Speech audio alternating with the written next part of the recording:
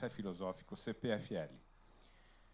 Hoje estamos encerrando o módulo do mês de maio que teve como tema o sofrimento humano nos tempos atuais, com a curadoria da psicanalista Regina Herzog. No programa de hoje, teremos a psicanalista Fernanda Pacheco Ferreira com o tema Patologias Contemporâneas, Ansiedade, Pânico e Compulsões.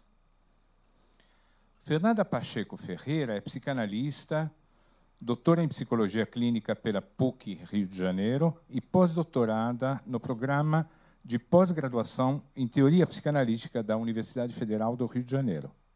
É também membro do Núcleo de Estudos em Psicanálise e Clínica da Contemporaneidade, o NEPE.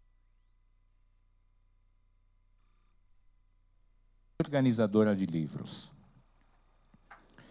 Lembramos que após o encontro, a convidada estará atendendo, respondendo as perguntas da plateia, portanto, vão pensando nisso, desliguem os seus telefones celulares e, sem mais, vamos chamar aqui ao palco a convidada de hoje, com um aplauso de boas-vindas.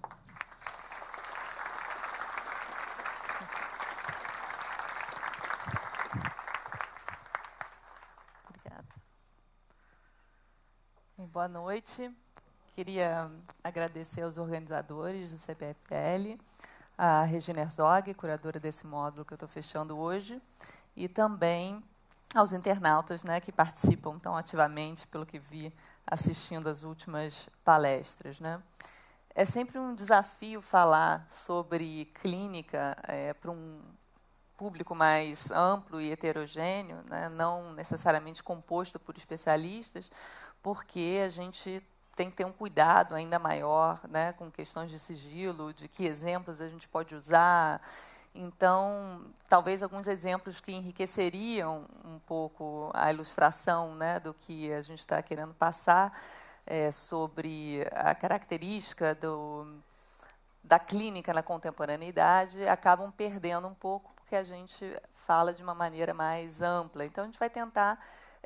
hoje eu vou tentar apresentar para vocês um pouco uma comparação, que é um pouco que Regina, Tereza e Júlio fizeram em suas palestras também, cada um a seu modo, mas uma comparação do modelo da psicanálise, né, criado por Freud, né, um modelo para a neurose, e um modelo que a gente teria hoje, né? Não um modelo específico, mas pensar se esse modelo se adequa ainda, se tem... coisas novas a se pensar, se as ferramentas que a gente tinha, né, para o trabalho com a neurose se aplicam hoje, né? Mas antes de entrar propriamente nesse tema, né, queria falar que, na verdade, essa questão, né, do que são essas patologias contemporâneas, assim, no título coloquei pânico, ansiedade, compulsões. Vou tentar me focar mais na questão das compulsões, que é o tema que o NEPEC tem trabalhado mais.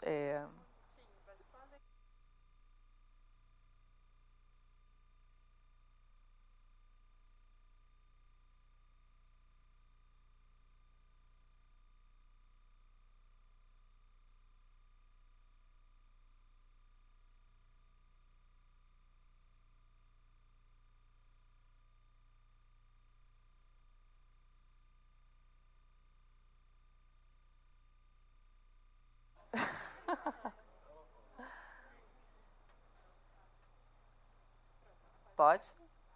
Melhorou? Então, vamos lá.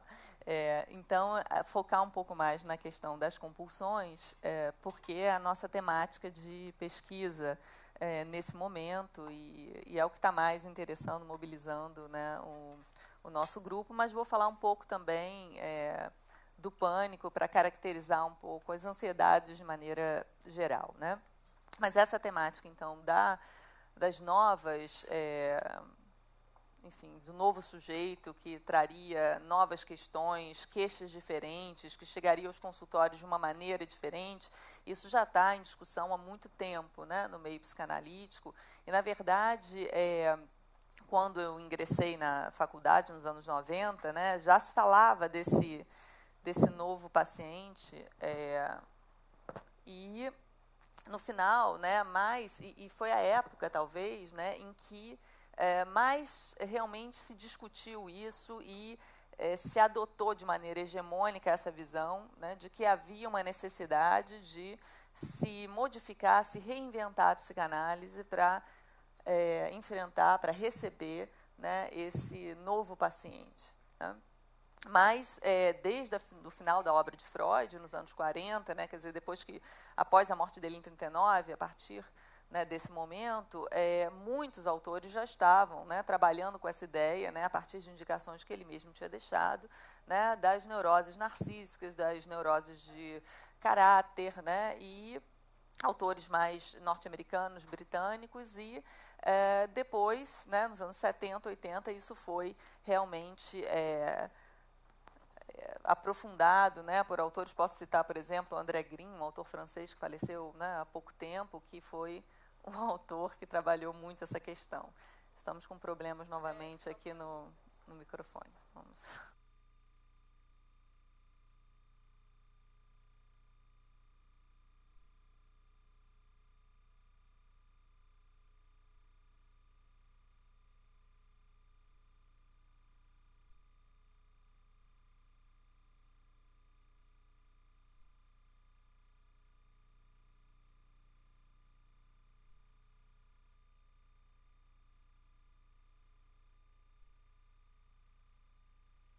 Pode? Então, voltando um pouco, né, a gente me perdi um pouco aqui no raciocínio, mas acredito que, bom, o que eu estava dizendo é que a gente teve, né, chegamos a um consenso, finalmente, de que era necessário, né, modificar e repensar as ferramentas que a gente normalmente dispunha para escutar, né, os novos pacientes que estavam chegando, né? Então, eu queria dizer que patologias, né, como eu falei, patologias atuais é um tema, né, amplo demais, então que eu vou me concentrar em 3 pontos. Né? O primeiro, tentando mapear, né, esse cenário da contemporaneidade, pensando sobre o que se convencionou chamar medicalização e patologização de comportamentos normais, quer dizer, pensar, né, se a gente ampliou demais a esfera, né, do que é a patologia e reduziu o campo do que seria normal, né, restringindo um pouco esse campo, e qualquer comportamento, né, da vida afetiva de todos nós que poderia ser considerado normal há tempos atrás, hoje em dia pode encontrar lá uma classificaçãozinha, né, nos manuais de psiquiatria. Então, falar um pouco sobre isso, entrar depois na questão do pânico e das compulsões, e finalizando falando dessa questão, né, das ferramentas do analista. Né? Então, começando nesse primeiro ponto, né, não sei se vocês sabem que essa categoria, né, de pânico, de fobia social, é uma categoria que surgiu, né, nos anos 80 com o DSM-3. Né? O DSM, para quem não sabe, é um manual da Associação Psiquiátrica Americana. E ele, de início, ele era um manual para pesquisa, e depois ele foi se tornando um manual de uso prático mesmo. Né? E ele tem uma grande influência, né, enfim, de modo geral, na forma como a gente encara essas categorias. Né? Para vocês terem uma ideia, né, o DSM-1, que surgiu em 1950, 1952, ele tinha 130 páginas, algo assim. Né? O DSM-5, que saiu há um ano atrás, ele tem 947 páginas. Né? Então, para vocês terem uma ideia, né, quer dizer, mais de 800 páginas, né, em 60 anos. Né? Então, muita coisa mudou no mundo, ou então a gente também, né, um pouco de cada, né, ou a gente está também tendo essa compulsão, talvez, a categorizar, né, para a gente brincar com esse termo, né, da palestra de hoje, né, a categorizar o sofrimento humano, enfim, o comportamento humano. Né. Então, na verdade, né, o DSM-5, ele não só amplia o número de doenças, né, mas ele também diminui ou enfim, acaba que fica mais fácil você se encaixar. Todo mundo aqui, se a gente pegasse, né, o manual e resolvesse listar, né, os critérios, tenho certeza que todo mundo estaria encaixadinho em alguma coisa, ou mais de um, né, porque é muito fácil a gente entrar em algum critério, né, porque mudou um pouco essa maneira de definir, e hoje, né, mais diagnósticos estão sendo feitos, né? Então, não sei se vocês conhecem, mas siglas como, né, TAG, TDAH, TOC, TEPT, né? Quem não sabe, TAG é ansiedade generalizada, TEPT, estresse pós-traumático, TOC, obsessivo-compulsivo, TDAH, né, muito famoso, transtorno de déficit de atenção e hiperatividade, né, se tornaram, né, termos de uso quase, né, cotidiano, né? As pessoas se apresentam, às vezes, dessa forma, né? É comum você ver as pessoas chegando no consultório dizendo, né, oi, eu sou bipolar, né? Eu sou... ou então, e às vezes até brincando, né? Você tem, não, fulano, isso adolescente faz muito. Ela é bipolar, ela fez isso, falou isso hoje, falou isso depois, quer dizer, virou um termo, né, mesmo do cotidiano, né? E às vezes eu já recebi uma adolescente que dizia assim: eu sou bipolar, a minha amiga tem TAG, a outra é depressiva. Aí você assim, de onde isso, né? De onde isso veio? E aí ela disse, bom, algumas tinham recebido de fato esse diagnóstico de um psiquiatra e outros tinham se autodiagnosticado, claro, pela internet, né? E por listas, né? Que parece que aquelas listas, né, de revistas. Que também, né, incluindo isso, você é deprimido, você tem, né? E isso se torna, de alguma forma, isso é tranquilizador para essas pessoas. Isso tem algum significado, né, que a gente tem que entender qual a função disso, mas descobrir alguma causa exterior para um mal-estar parece mais confortável, mais tranquilizador do que, né, tentar pensar que outras, né, o que essa pessoa tem a ver com, né, isso com essa nomenclatura, o que isso, né, de fato significa, né, para essa pessoa. Dizer eu sou bipolar, ou eu sou, né, eu sou, né, é uma coisa que tem um status de identidade, né. Então, a gente tem uma grande discussão, né, no meio psi, né, na psiquiatria, na psicologia, enfim, no meio psi em geral, né, se não se trata justamente de uma medicalização, de uma patologização de, né, situações que o Júlio falou, por exemplo, né, sobre a timidez, a fobia social, né, quer dizer, de certos sentimentos e comportamentos que a gente não teria. Por exemplo, né, um bom exemplo é o luto.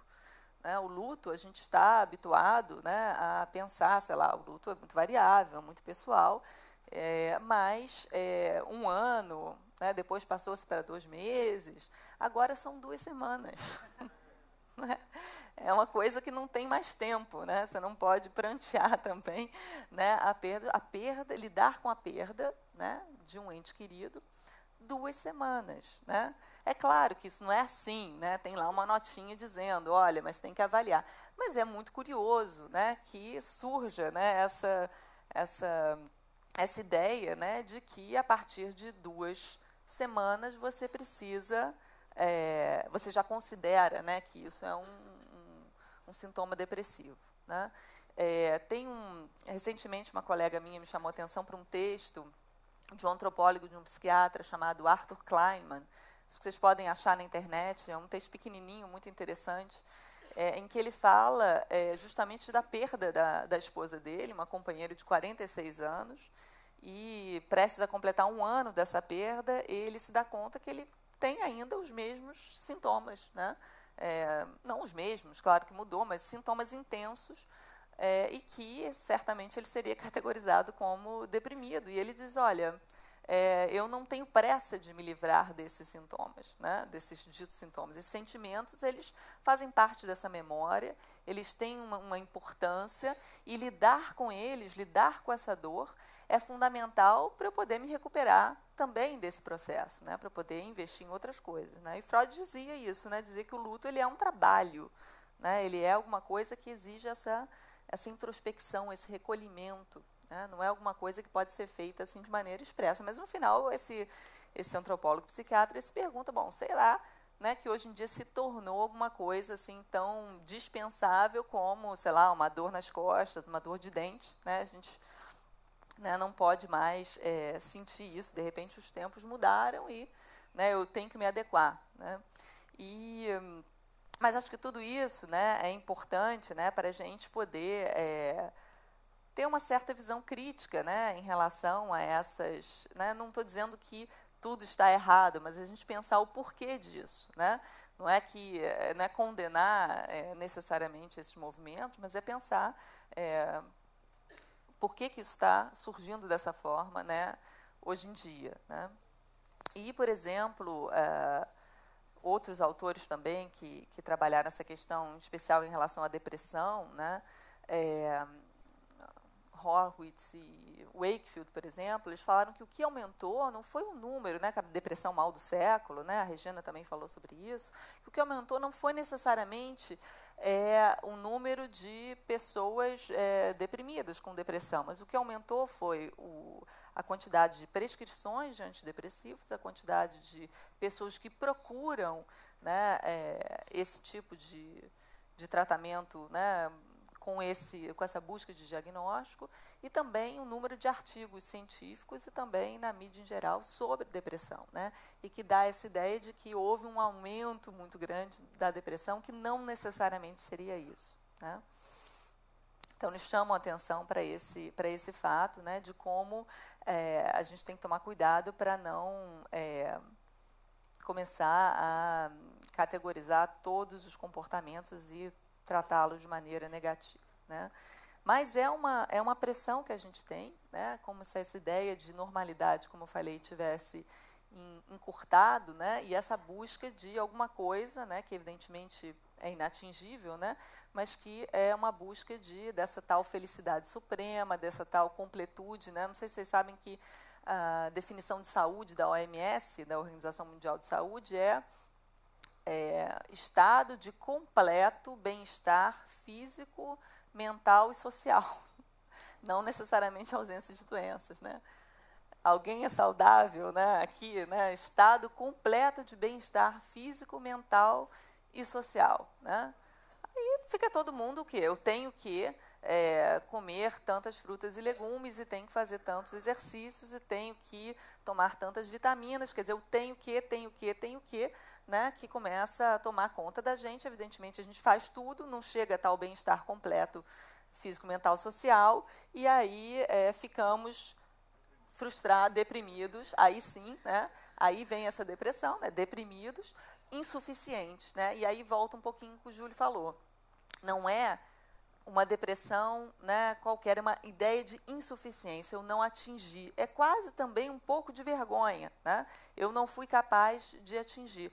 Mas uma certa ideia de que alguém né? Isso é propagandeado, isso, né? Então, alguém deve ser, né? Eu não estou sendo, né? Eu estou me sentindo insuficiente, estou me sentindo, né, fora, né, desse jogo, né? E isso, evidentemente, traz, né, muita dor, né?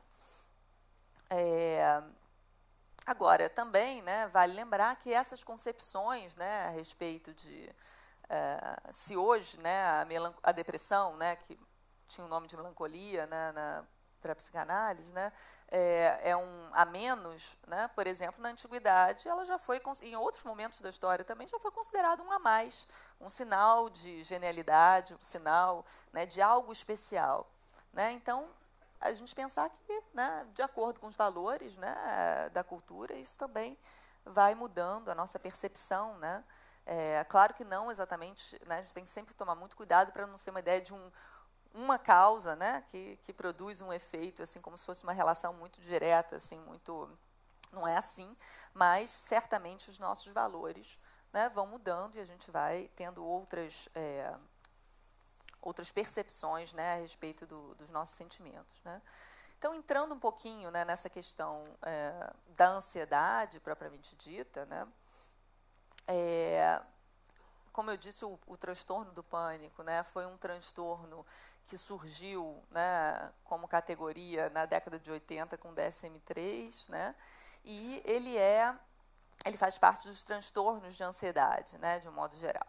E ele tem, né, como característica, né? Acho que talvez isso seja até de conhecimento de todos, mas enfim, ele tem como característica principal ter um início, né, súbito, um início que a pessoa não consegue fazer uma correlação entre o que ela está vivendo naquele momento e o surgimento, né, daquele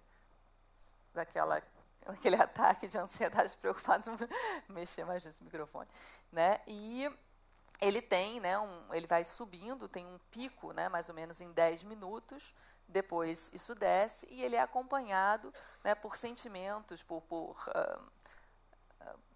manifestações físicas, né, muito intensas, né, como sudorese, taquicardia, né, dor no peito, sensação de morte iminente, né? Então, sensações de que, enfim, alguma coisa muito ruim, muito grave vai acontecer, uma necessidade urgente de fuga dessa situação. Tanto que, por exemplo, a agorafobia, que é um outro, né, transtorno que tem a ver com com medo de lugares públicos, né, vai ser quase como uma consequência, né, de uma crise de pânico, né? Quer dizer, evitar que essa crise apareça novamente, você começa a ficar cada vez mais recluso, né? Então, esses ataques, né, para caracterizar, né, o transtorno do pânico, esses ataques têm que aparecer de maneira inesperada e eles têm que ser para a pessoa, né, incompreensíveis, inexplicáveis, né? E já a fobia simples, ela teria já um objeto, né? Ela seria algo específico, né? Tem medo de alguma coisa, é muito mais fácil evitar, né? Tem medo de cachorro, né? Eu posso evitar cachorro. O cachorro condensa ali uma série de coisas, mas é fácil. O pânico, não, ele me assalta, né, de uma brutalidade, eu não tenho como evitar essa crise, né? Eu começo a ter medo de ter a crise, né? Até nessa categoria ser inventada, a psiquiatria e a psicanálise caminhavam mais juntas nesse sentido, né?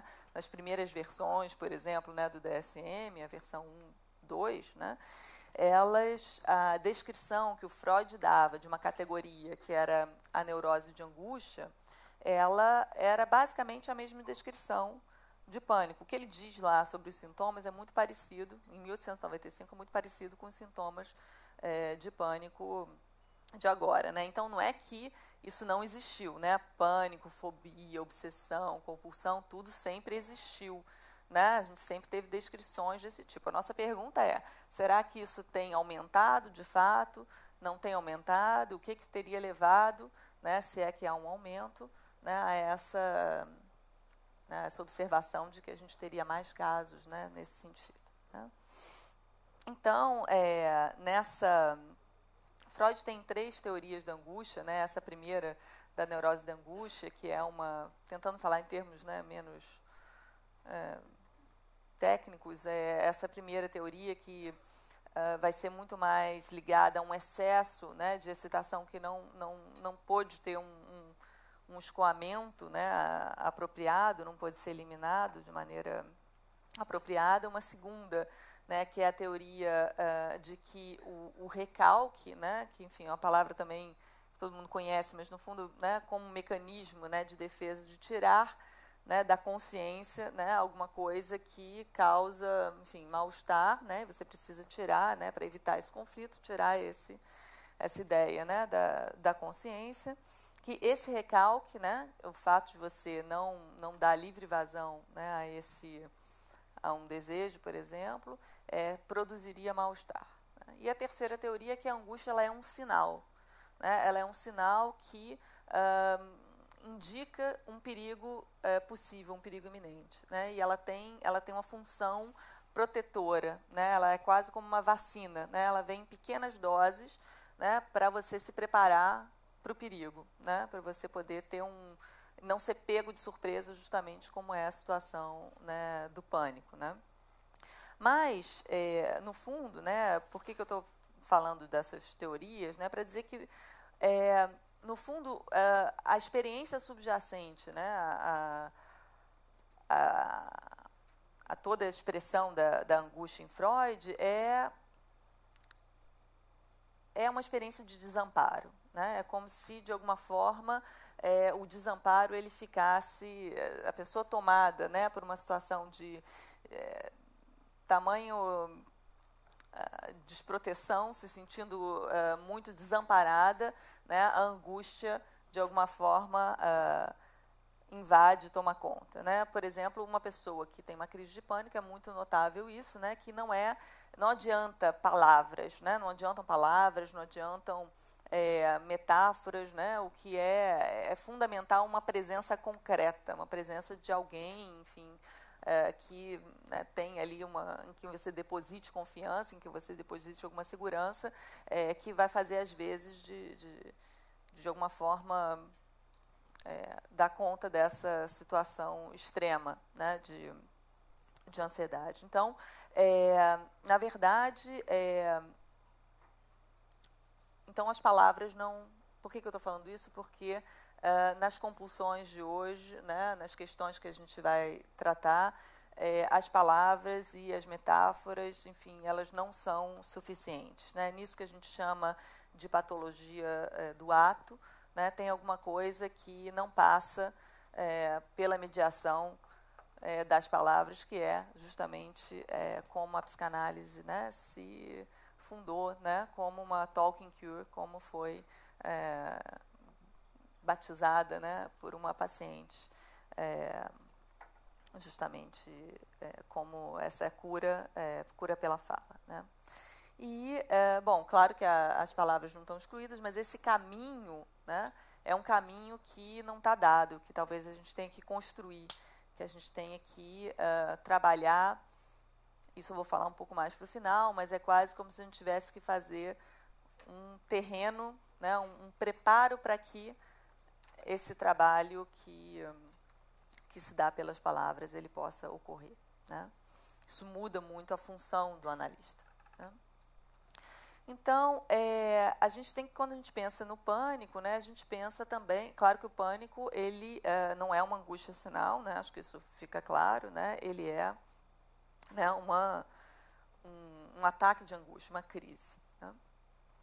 E quando a gente pensa, né, no paradigma da neurose freudiana, a gente está pensando, né, enfim, no Édipo, né, todo mundo conhece o mito do Édipo, né, que é o mito que o Freud usou, né, de alguma forma para pensar, né, o conflito que todo ser humano teria, né, em relação à diferença entre os sexos, a diferença entre as gerações, né, e de alguma forma né, Édipo foi quem, né, efetivamente, né, desejou e pôde, né, ficar com sua mãe, né, cometer o incesto e matou o pai, né, quem realmente levou isso às últimas consequências, né? E o complexo de Édipo, a gente pensar, né, como cada um tem que lidar, isso em palavras muito, né, pouco técnicas, né, em lidar com as renúncias, né, em poder aceitar renúncias dos nossos desejos e lidar com as consequências, né? E a saída disso, né, a gente tem a neurose, a psicose e a perversão como saídas possíveis disso. E nos tais casos, né, que eu estava mencionando no início, né, a neurose narcísica, a gente está falando de outro tipo, né, de patologia, de patologias que teriam a ver com algo anterior, né? Quando a gente fala de narcisismo em psicanálise, a gente não está falando de algo negativo, né, de algo pejorativo, como acabou sendo apropriado esse conceito, né, pela sociologia. A gente fala cultura do narcisismo, né, esses termos assim que denotariam talvez um egoísmo, alguma coisa do gênero, né, mas o narcisismo na psicanálise é a constituição do ser humano, a constituição psíquica, né, a constituição da identidade, né. Então, a gente está falando de limites do eu, de contorno, o que sou eu, o que é o outro, né? São noções que a gente precisa ter antes da gente, né, de alguma forma, se constituir como sujeito desejante, né? Então, antes da gente chegar lá nessa fase lá do Édipo, a gente, né, passa por essa constituição narcísica, dependendo de como isso se dá, né, a gente tem outro tipo de patologia. Então, as angústias, né, ligadas a essa fase são diferentes das angústias da neurose, né? Então, são angústias que têm a ver com uma sensação de aniquilamento, sensação de esvaziamento, sensação de estar caindo. São angústias mais arcaicas que, por exemplo, um psicanalista inglês, né, chamado Winnicott, Donald Woods Winnicott, descreveu para exemplificar esse tipo, né, de caso, né, que estaria, enfim, o que estaria em questão não era um conflito sexual, mas algo de outra ordem, né, da constituição do eu, né?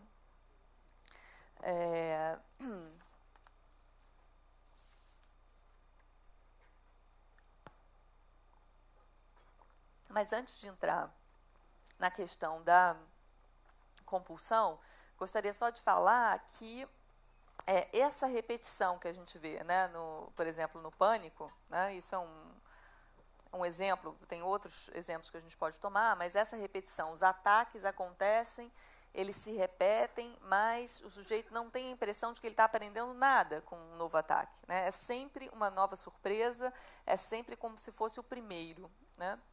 Então, no fundo, né, a gente entende isso como uma busca essa repetição é uma busca de tentar integrar de alguma forma, de tentar se apropriar de um vivido, de um sentimento que não está encontrando algum lugar, né, dentro da gente. Só que isso fracassa, né? Essas repetições elas não levam a essa integração, né? Elas por si só não levam a isso. Então, a gente tem que pensar que é preciso, talvez, fazer esse caminho para que isso, eventualmente, possa encontrar um outro lugar, né? Então, é só para a gente não ter essa ideia de que o pânico é uma descarga de excitação pura e simplesmente, mas é quase como uma tentativa de simbolização, é uma busca de tornar aquilo, né, mais subjetivado, né, subjetivar esse desamparo, tá? Que, no fundo, tem muita relação também com a temática da morte própria, né? A questão, né, das compulsões, né, enfim, lá no NEPEC, então, a gente está trabalhando agora uma pesquisa, montando essa pesquisa ainda, mas a ideia é que a gente possa, né, discutir um pouco o campo da neurose obsessiva e as compulsões hoje. Quer dizer, tem a ver uma coisa com a outra, não tem a ver, né, porque o diagnóstico, por exemplo, de toque, ele é um diagnóstico muito subjetivado, né? Quer dizer, essa categoria, né, psiquiátrica. Todas as categorias psiquiátricas, elas tendem a tirar, né, muito dos aspectos subjetivos envolvidos, né, naquela manifestação, né? Então, se o transtorno obsessivo-compulsivo é um transtorno, né, muito caracterizado por um conflito, né, por uma dúvida, uma hesitação, né, um grande sofrimento em torno disso, né, o toque ele acaba sendo quase que só os atos, né, envolvidos nisso, né, enfim, os rituais, né, e ele não traz essa questão do pensamento, né. E a nossa pergunta era, bom, não é dizer que se a neurose obsessiva ainda existe ou não existe, mas é pensar se hoje as compulsões que a gente encontra são compulsões que são mediadas pela palavra, mediadas pelo pensamento, né? Para dar um exemplo, né, falar um pouquinho da neurose obsessiva em Freud, né? Bom, só para, né, obsessões são o quê? São ideias, imagens, né, enfim, pensamentos que, de alguma forma, eles se impõem, né, ao indivíduo contra a vontade dele, né? E eles causam incômodo, né? O sujeito sabe que aquilo é sem sentido, que aquilo é totalmente irracional, mas não consegue evitar essa intrusão, né? E as compulsões são quase como respostas, muitas vezes, a essas obsessões, né? São comportamentos e atos mentais repetitivos, estereotipados, que também se impõem contra a vontade do sujeito, embora ele saiba que aquilo é absolutamente irracional, ele não consegue também evitar, né? Então, antes do Freud criar, né, a neurose obsessiva, ele foi o primeiro que reuniu, né, foi quem criou essa categoria, e foi o primeiro que reuniu obsessões e compulsões numa unidade clínica, né? Antes dele, obsessões e compulsões eram termos intercambiáveis, era usado para, né, diversos quadros, né? E ele reuniu nessa categoria da neurose obsessiva, né? E, como eu disse, o toque, né, da psiquiatria, ele, né, guarda um pouco essas descrições, mas elimina os elementos subjetivos, né? A psiquiatria se propõe muitas vezes ateórica, né, e neutra, né, como se isso de alguma forma fosse possível, né, como se essas descrições fossem destituídas de uma, né, de uma certa concepção também de quem seria esse sujeito, né? Então, o obsessivo clássico, né, obsessivo descrito por Freud, ele pensa assim: se eu penso A ou se eu faço A, acontece B, né? Se eu não faço A ou não penso, acontece B, né?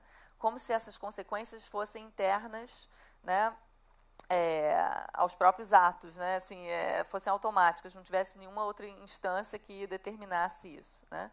E o Freud vai insistir que entre uma coisa e outra existe, né, uma afirmação, né, que está escondida, que está, de novo para usar o termo, né, recalcada, né, a gente poderia dizer assim, né? Então, tem um desejo inconsciente entre uma coisa e outra, né? E na psicanálise clássica se trataria de explicitar esse desejo inconsciente, né? Falando em termos bem simples, né? Então, você explicita esse termo, né, que a pessoa não estava podendo se dar conta, né? Por exemplo, o famoso caso, né, do Freud do Homem dos Ratos, né? Ele tinha um grande conflito, né, entre o amor do pai e o amor da mulher que ele tinha escolhido, né? E ele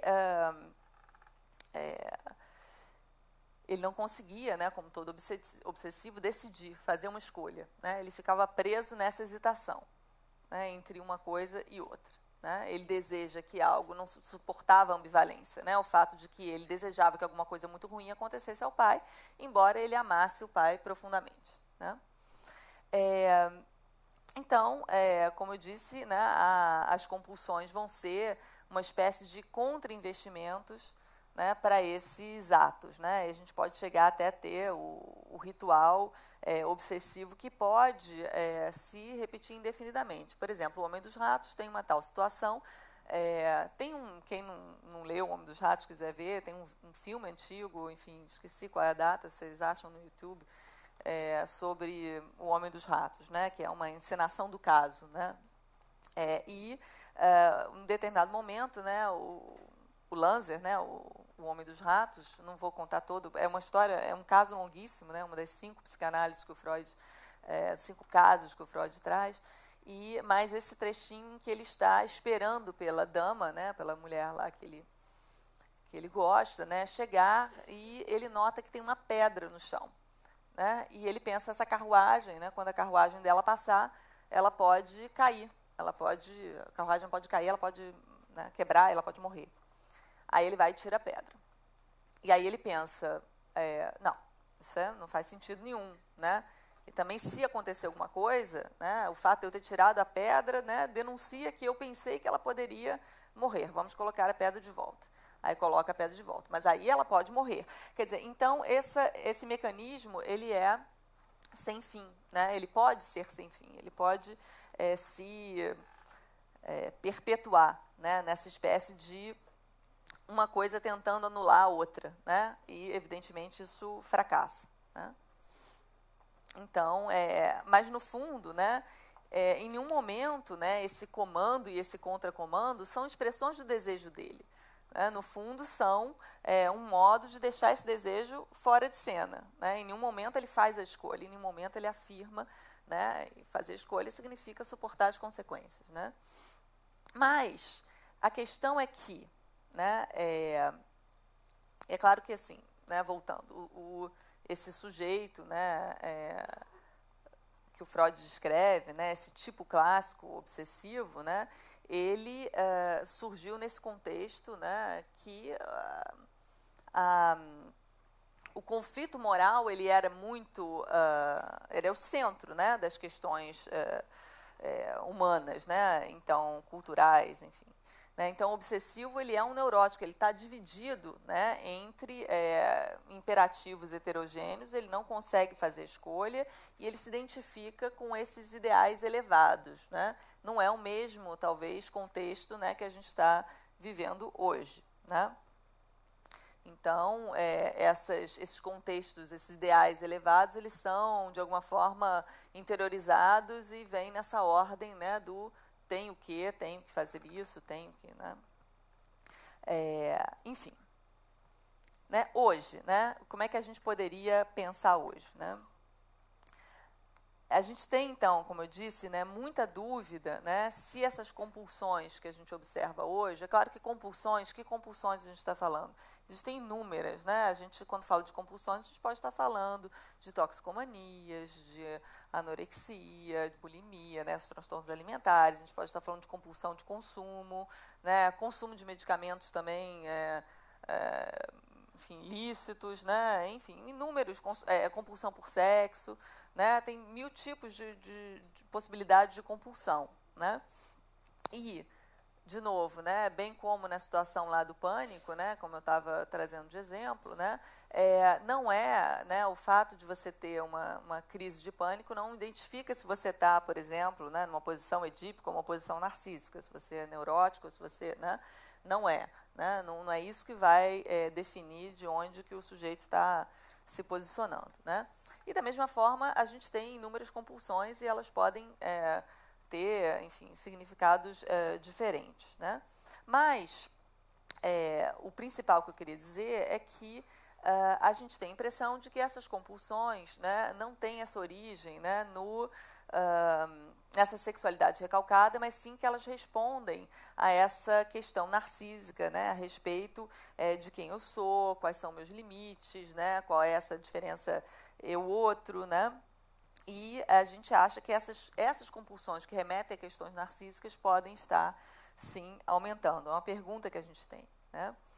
E, em especial, essa ideia de que essas compulsões se apresentam sem um pensamento obsessivo acoplado, como era no caso da neurose obsessiva descrita por Freud. Né? A gente tem muitas compulsões, por exemplo, né, manifestações na clínica de tricotilomania, né, que é arrancar os fios de cabelo, fios de sobrancelha, de cílios, né, o cabelo em geral, né, compulsão de se cortar, né, e que muitas vezes tem a ver com essa ideia de que através da dor, né, através desse gesto que chega, né, a ferir, né, ou, né, arrancar pele, né, se ferir, de alguma forma a dor ela traz um contorno que a pessoa, naquele momento, perde, né, que é instável, que não é totalmente seguro. Né? Então, a dor ela traz essa unidade, né, bem ou mal. Né? Então, é uma busca, né, desse tipo de construção de uma imagem, né, quase de ter uma sensação de existência. Né? Então, na verdade, a ideia de patologias do ato é isso, né? Uma patologia que não passa pela mediação das palavras e do pensamento. Né? E que, para isso ocorrer, a gente precisaria, de fato, né, para pensar que esse caminho, né, talvez, do motor, né, para chegar até, né, as palavras, né, ele precisaria de um processo que, como se não tivesse podido ocorrer, um processo de simbolização mesmo, que não foi possível ocorrer e o caminho é encurtado. Né, e é como se isso se expressasse de maneira mais condensada e curta, direta, né, na ação. Né? Então, esse tempo, por exemplo, né, que o obsessivo tem através da hesitação, né, que lhe dá, né, essa inibição da ação, no caso dessas patologias, você teria a ausência de hesitação, a ausência de mediação do pensamento, ele varia diretamente, né, ao ato. Né? Então, esses atos impulsivos seriam destituídos de representação e elaboração psíquica, né? E aí a gente pensa, né, e o desejo nessa história, né? Como eu falei, nas obsessões, o desejo é recalcado, né? E nessas patologias, né? Não sei se vocês já viram o filme Shame, né? Não sei se vocês conhecem esse filme. É um filme interessante, agora não sei se tem uns 2 anos, mais ou menos, você tem um personagem, né, que é um sujeito absolutamente adaptado à vida, né, ao trabalho, até socialmente, né, mas que tem uma compulsão por sexo que é absolutamente avassaladora, né?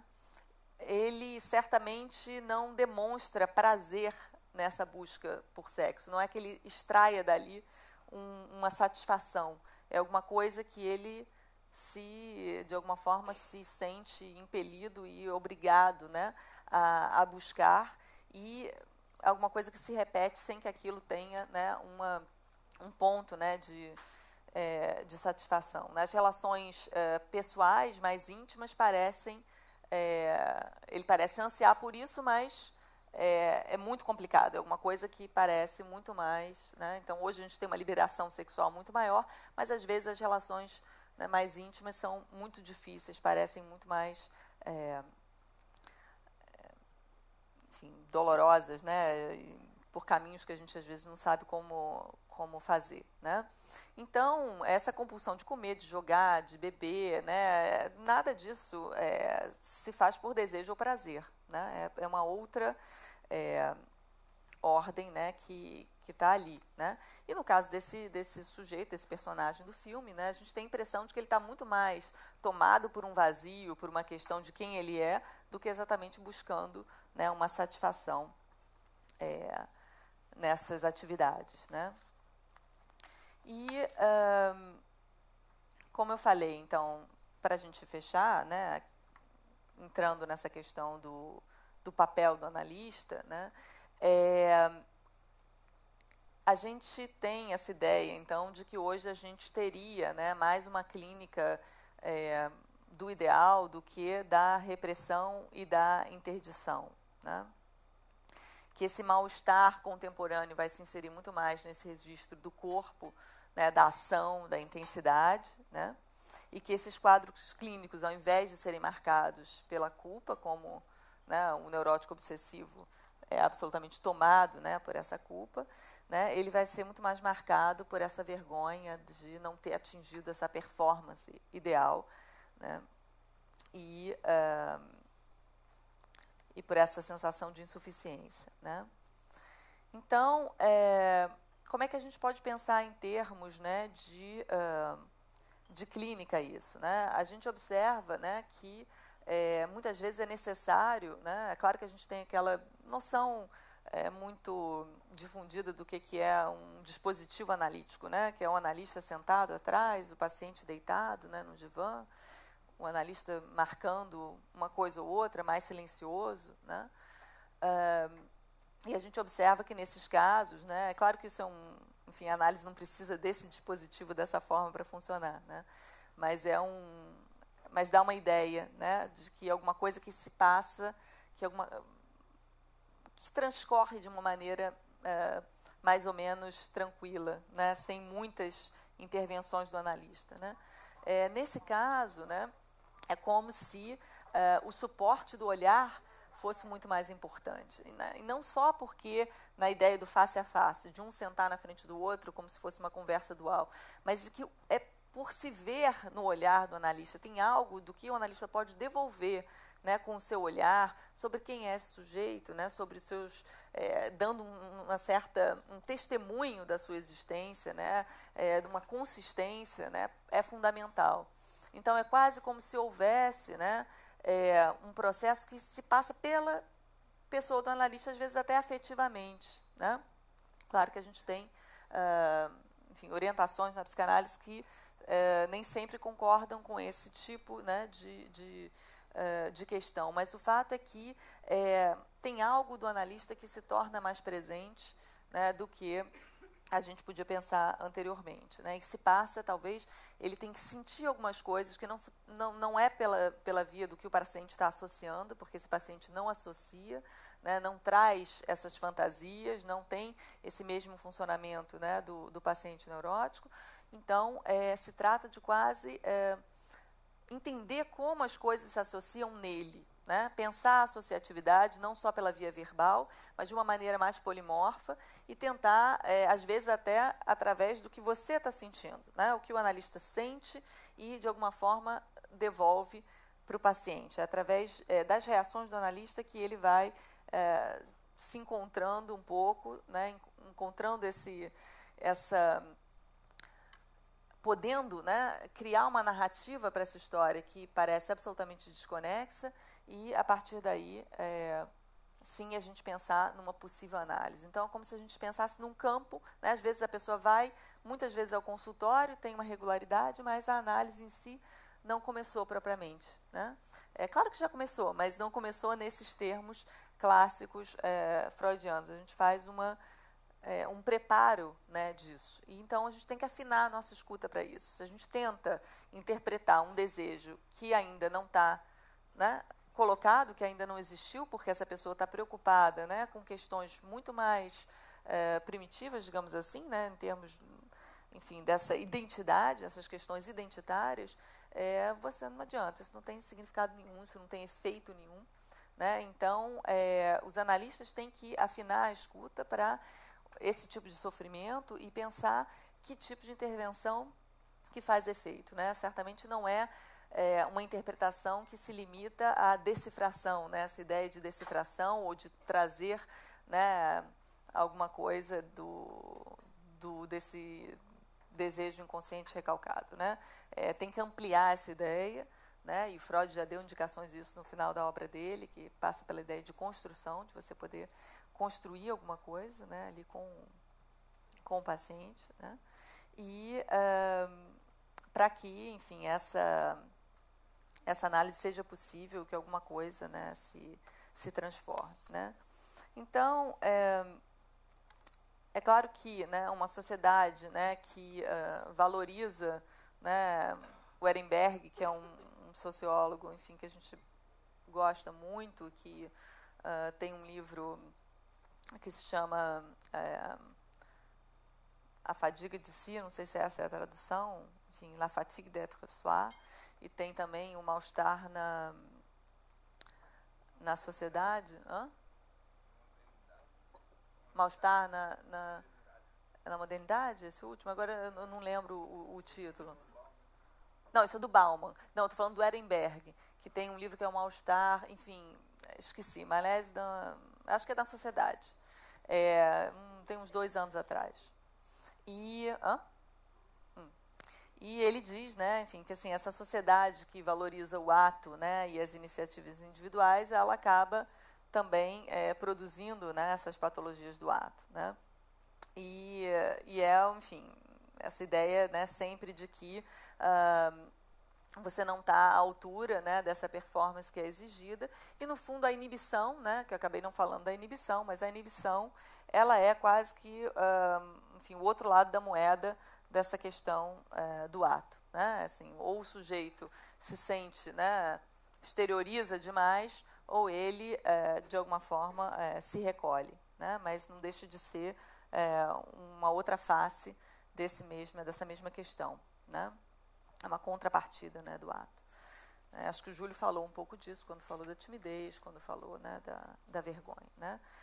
Enfim, então eu queria, enfim, finalizar, né, dizendo que esse cenário, acho que é um pouco que a Regina trouxe, né, a gente não ficar muito deprimido com esse cenário, né? Quando a gente começa a falar dessas patologias e como se a gente estivesse num universo de mudanças que fosse muito negativo, né? Não é bem assim, né? Se a gente está assistindo, né, a mudanças é porque também, né, o nosso modo de vida romântico burguês também não estava satisfazendo, né? Não estava funcionando, e as mudanças elas vêm também trazendo coisas positivas, né? E se a gente for pegar, né, os mitos que o Freud usou, né, para pensar a obra dele, quer dizer, o Édipo e o Narciso, né, enfim, a gente vê que mal-estar sempre há, né? Porque Édipo furou os olhos, né? E, enfim, né? Pela culpa, né? Fura os olhos, né? E Narciso, ele, enfim, se transforma numa flor, né? E Eco, né? Que era a ninfa apaixonada por Narciso, vira uma pedra, né? No fundo, o que a gente pode pensar é que nos casos de narcisismo a gente está lidando com uma maior fixidez e que o que a gente tem que tentar fazer é, de alguma forma, trazer uma maior plasticidade, né, para essa vida psíquica que está, né, muito constrangida, digamos assim. Né? Então, enfim, é isso que eu queria trazer para vocês e vamos conversar um pouquinho, então, agora. Tá?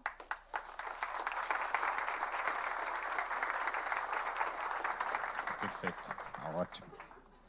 Agradecemos, Fernanda, que apresentou para nós esse leque de situações, de compulsões, né? Sobre o sofrimento humano. Então, agora é com vocês. Se vocês têm... Vamos passar agora para a análise de